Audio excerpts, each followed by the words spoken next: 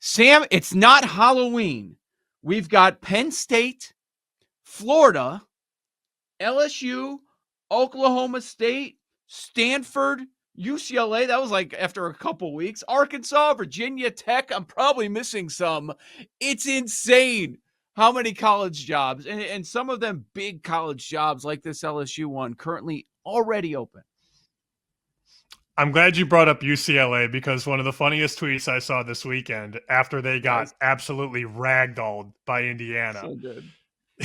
Did you see the tweet where they showed Tim Skipper, the actual interim coach, and they're like, "Oh, you want to show Tim Skipper after they lose by 50, but you want to show Neuheisel when they win, right?" Like, it was so funny. Nobody even knew that he was the head coach. I laughed so hard because when they were winning all these games, they were showing Neuheisel. Like, all you saw was Neuheisel. And then they lose 56-6, and they show Tim Skipper on every tweet. And you're like, that is interesting that Neuheisel was getting all the credit when they're winning games. The offense scores 6 points, and they show Tim Skipper finally. I thought that was very funny. Whoever brought that to the forefront deserved his flowers because that was a very, very funny tweet. Remember where the room was at in that game? Did they bet the dog? UCLA plus 24.5. In a season where a lot of these teams are in battles week after week. I mean, look, I've bet a bunch of Bama, and I've got Ty Simpson stock. Bama's been in some freaking battles, man. They've been in a lot of games where they maybe could have lost. Not Indiana. Indiana just destroying teams. Well, I take that back. The game against Iowa was tight. But that's what happens when you go to Iowa. They dominated Oregon. They pummel Michigan State. And then they beat UCLA 56-6. It feels like most teams are in a lot of tight games, except for Ohio State and Indiana for the most part. Well, I'm glad you brought up Alabama because we've talked about spot-wise. Man, when is it going to happen? When is the other team going to cover? Well, it finally happened. That game was hanging in the balance on the road at South Carolina. Bama wins by 7. The number, though, was 11.5. We finally got that spot where if you were fading Alabama, where we don't walk away and say, wow, another impressive win for the Tide. That was a win, but that felt more about survival on Saturday. That was like the only game I won on Saturday. I took 4 underdogs, and 3 of them lost. I had LSU. I mean, you go to the half, you feel good about it. And then you turn on the third quarter, and you're like, they're not going to cover. You know that one right away. And then I thought Paul had a pretty funny point before the show. Like, Brian Kelly's undressing the special teams coordinator verbally. It's like, dude, stop. It's not his fault you guys are getting torqued. You're just not a good team right now. But I had, who did I have? I had Mizzou. Mizzou was right there, and then the quarterback, injures his foot, gets carted off the field. Had LSU, and then I had another dog that did not get home. I can't remember who it was. But South Carolina was nice. Yay, go me. Did you have North Carolina? No, I didn't. I didn't lay the points either. Can't remember who my other Collins, we need to talk, buddy. You said they were going to lay it on him. Overtime? What's going on? Way too close for comfort. Oh, Toledo. I had Toledo. Oh. Toledo was the other dog I had. Just like, all the favorites on Saturday, and then all the favorites on Sunday. And I'm a dog guy. Just like, all right, what else could go wrong? That's been established. Well, not a dog guy. Underdog guy, not a dog guy. Brian Kelly news, LSU. So, okay, at the top, I guess Florida's still in there. Of course, Penn State as well. Is this right now, by margin, the best available job? I don't know. What I do know is that Lane Kiffin's agent is going to just pit all these schools against each other, right? If you're Lane Kiffin right now, you have a really nice contract at Ole Miss, and now Florida's interested, and LSU is probably interested.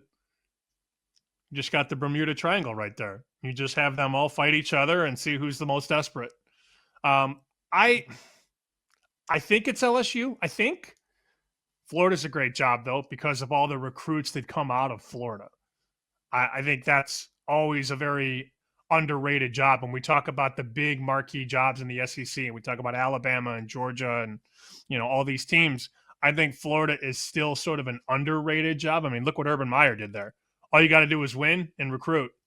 Now, easier said than done, I guess. But, I mean, Florida's a sleeping giant. If you get the right coach in there that knows how to recruit and reaps the benefits of developing said recruits. It's a national championship hotbed if done correctly. Same with LSU, though. Which job do you think is better? LSU. Yeah. They just paid him $54 million to go away. Would you rather take an LSU job or Penn State?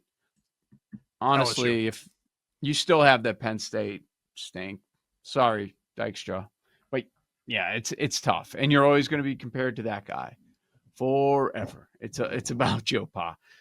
I think so too. I think LSU is certainly a better job, and they will pay you a lot of money to go away. We've been seeing that with the last few coaches that they have fired. Like, I wouldn't be crying if I'm Brian Kelly this morning. You're not feeling great, but also knowing what's to come. How much? I think he's getting like $800K a month for like ever. It's crazy. Wow. Crazy what he's going to get. Good for him. Yeah. How about it? Do you think it's such a job that maybe this is the one that Dan Lanning would leave for? I don't know, man. I don't know why he would leave. He's got everything he wants at Oregon. You think he would really leave for LSU? I don't think so. I think he's got a better job now just because there's not as much competition. You go I'm to thinking LSU, big you gotta names. Yeah. You got to compete with Bama. You got to compete with Georgia. You got to compete with Tennessee and Texas and Oklahoma. In the Big Ten, you got to deal with Ohio State and Indiana. Which mountain is easier to climb? Well, there are some big names that we talked about, and we laughed at the idea about going to Penn State, quite honestly. But if we're establishing that this is a better job, one of the best jobs out there, everything's open. Talked about Lane Kiffin. We're like, ooh, Dan Lanning.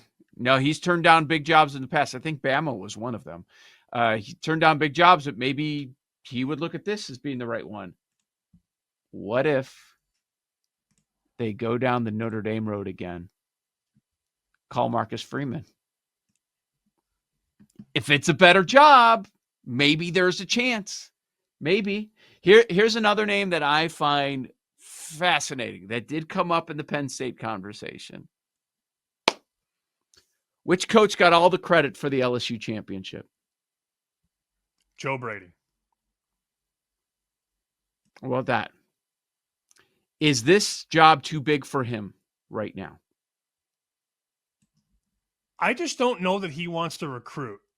You've started to hear some rumblings about Joe Brady that he just wants to coach. And if that's the case, he stays in the NFL. If he wants to recruit and deal with NIL and the portal and all that, he's going to have his pick of the litter. But I don't know that he wants to do that. I don't know.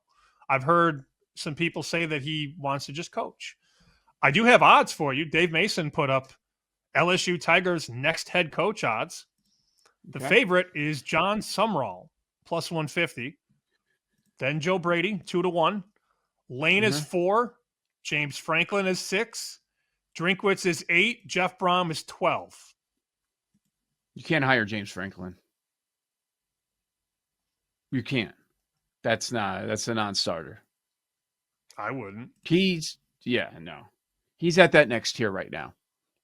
Just leaving Penn State, getting fired from that job. Oh, has he been doing the media tour? Oh, he's everywhere, man. He's going to explain his side of the story. Last week, my wife kept saying, why is he on there? Why do they want to talk to him? I'm like, if you want to come on my show, I'd want to talk to him too. It's like, yeah, I guess. I'd talk to him. Can we book James Franklin? Yeah, absolutely. Absolutely. There's no retread. There's no other big name. Like, you're a Fox guy. Herb's done, right? I don't think Herb's coaching again. I don't. I have no opinion on that or no intel on that. That's my opinion. Herb's on the list though. Herb's 25-1. John Gruden 40-1. Oh, of course. Nick Saban 75-1 to be the next LSU head coach again. Back. He won a title there. Yeah. Yeah. Who says you can't go home? Think That would about be this. hilarious. What if some school came to the Saban residence, knocked on the door, and said, "We're going to give you $15 million a year"? You think he'd do it? Yes. I think he misses it. I think he would love to do it. But he probably doesn't want to deal with LSU playing Alabama. Mm-hmm. Probably doesn't want to deal with that. But I think he'd love to. Especially now you've got these general managers at these colleges that are doing a lot of the recruiting, a lot of the BS that he doesn't want to do. You've got so many recruiting coordinators, and it's established which ones are great at it. He would probably steal one of those and pay him well. So, yeah, mate, I think there is a way for him to just worry about the coaching, and that's probably what he wants to do. Like we were talking about it at the time. That's why he left. But maybe there's a way around it where somebody would be so desperate. Belichick missed it. I think Saban misses it. Yeah. He's got a cushy job, but we shall see. As for some of the games, I marked these in the morning. They're betting against Indiana. Okay, good luck. This number opened 22, and now we're 21.5. A couple 21s on the board. That's Maryland at home against Indiana. Good luck betting against Signetti. That guy just keeps running it up. Another game that's moving, at least has moved in the last 10 minutes or so, USC at Nebraska. This number opened 6.5, and now we're out to 7. USC favored on the road in Lincoln. I kind of lean to the dog there, catching 7. And then this one hasn't really moved as of late, but it's definitely moved since the summer when Ohio State was a 3.5 point favorite against Penn State. That was the game of the year line in the summer. Wow. They reopened it, Joe, at 20.5. Oh, that's awesome. Oh, that's phenomenal. Good stuff. Did you mention Texas there? I don't believe you did. Texas Did not. Vandy? That's a big game. 2.5, 3 so far. Both 3-1 in the SEC in Austin. Another one that stands out. Oklahoma at Tennessee. Tennessee, a 3.5 point home favorite against the Sooners. Oklahoma goes down again. A lot of people are going to wonder why Texas is favored.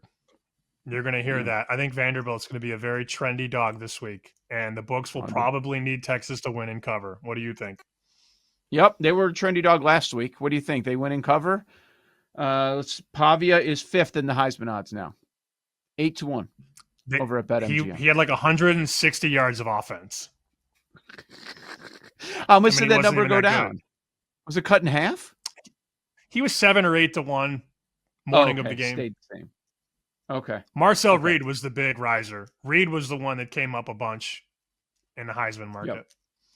Yeah, still Simpson, Mendoza at the very top, and it's been chronicled. We've gone over it, how it is changing on a weekly basis most of the year. But now it's kind of, okay, they're keeping Simpson, Mendoza at the top, and right there as the third favorite saying, like you, I don't see that happening. I don't see it where he leapfrogs all of these quarterbacks. He's alone at the top where he gets all the credit for the Buckeyes' success. Their defense has 6 NFL guys on it, and Matt Patricia running the show. That's their best part of the team.